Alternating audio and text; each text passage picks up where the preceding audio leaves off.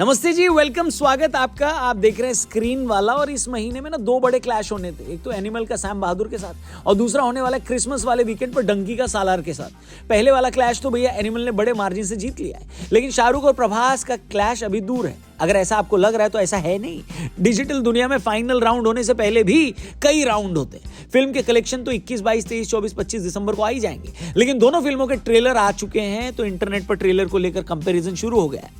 अब देखो, कायदे से दोनों ही ट्रेलर को मिक्स्ड रिएक्शन मिले हैं, लेकिन यूट्यूब व्यूज के मामले में शाहरुख खान ने बाजी मारी है। सालार का ट्रेलर 5 दिन पहले आया था।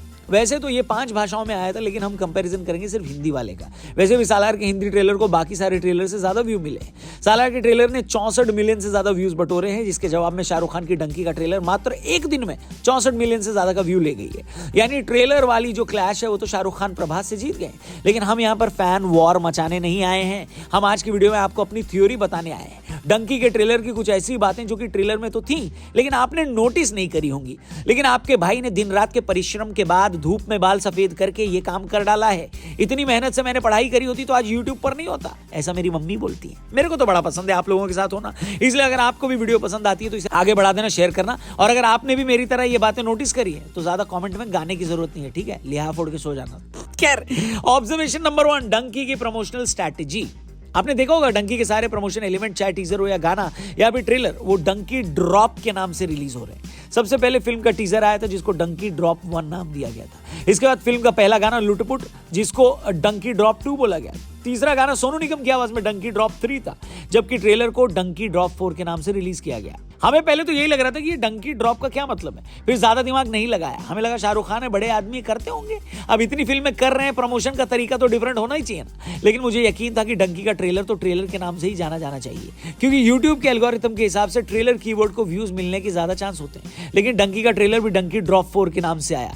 फिर मुझे लगा मामला कुछ गड़बड़ है। इस सोच के पीछे कोई वजह भी है, और जब मैं वजह ढूंढने की कोशिश कर रहा था तो शाहरुख और राजकुमार हिरानी साहब का और बड़ा फैन हो गया। असल में डंकी इमिग्रेशन में, यानी इलीगल इमिग्रेशन में, जब इलीगल इमिग्रेंट्स को एक देश से दूसरे देश में पहुंचाया जाता है तो जो इलीगल इमिग्रेंट्स के साथ जो बैच यानी ग्रुप बनते हैं, उस ग्रुप को ड्रॉप कहा जाता है। और इसीलिए डंकी का हर एसेट को ड्रॉप के नाम से रिलीज किया गया, समझे?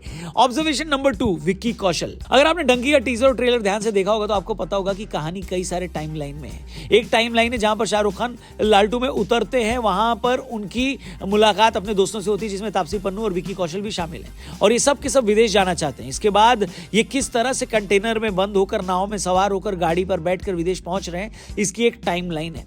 और फिर एक जगह पर हार्डी 25 साल बाद वापस इंडिया में दौड़ लगा रहे हैं। अब कई सारे फैंस ने ये नोटिस किया है कि जो विदेश जाने की तैयारी वाली टाइमलाइन है, यानी पहली वाली, उसमें विक्की कौशल कई दफे नजर आ रहे हैं, लेकिन विदेश जाने के बाद वो एक भी शॉट में नहीं दिख रहे हैं। अब ट्रेलर में 2 सीन ऐसे हैं जिससे आपको ये पता लगेगा कि फिल्म में किसी की डेथ होगी। एक सीन है जहां पर एक व्यक्ति की चिता में आग लगी हुई है, और एक दूसरा सीन है जिसमें शाहरुख खान चिता के सामने खड़े हैं। अब फैंस में एक थ्योरी चल रही है कि फिल्म के फर्स्ट हाफ में ही विक्की कौशल के कैरेक्टर की डेथ हो जाएगी और इसके बाद ही उनके सारे दोस्त विदेश जाएंगे। खैर, डंकी की कॉन्स्पिरेसी थ्योरी पर हम एक अलग से वीडियो बनाएंगे, लेकिन फिलहाल हम आपको ऑब्जर्वेशन नंबर 3 बताते हैं। डंकी के फिलहाल 2 गाने आए हैं। पहला वाला तो लोगों को काफी पसंद आया है, दूसरा वाला सोनू निगम की आवाज में है, कभी हम घर से निकले। लोगों को ये गाना उतना इंप्रेस नहीं कर पाया, लेकिन राजकुमार हिरानी की फिल्मों की खासियत ये है कि जबरदस्ती के गाने भरे नहीं होते। गाने वही होते हैं जो फिल्म की कहानी को आगे लेकर जाएं, और इसलिए फिल्म का म्यूजिक हिट है या नहीं, उसके लिए आपको फिल्म रिलीज होने का इंतजार करना होगा। लेकिन डंकी के ट्रेलर के बाद जो लिरिसिस्ट वाला कॉलम है, एक बार जरा उस पर नजर डालिएगा। जावेद अख्तर, कुमार, स्वानंद किरकिरे, IP सिंह, वरुण ग्रोवर, इरशाद कामिल, अमिताभ भट्टाचार्य, ऐसा लग रहा है राजकुमार हिरानी ने राइटरों की फौज इकट्ठा कर ली है। मुझे तो याद नहीं आता कि देश के सबसे बड़े लिरिसिस्ट ने एक साथ एक ही फिल्म में आखिरी बार कब गाने लिखे होंगे।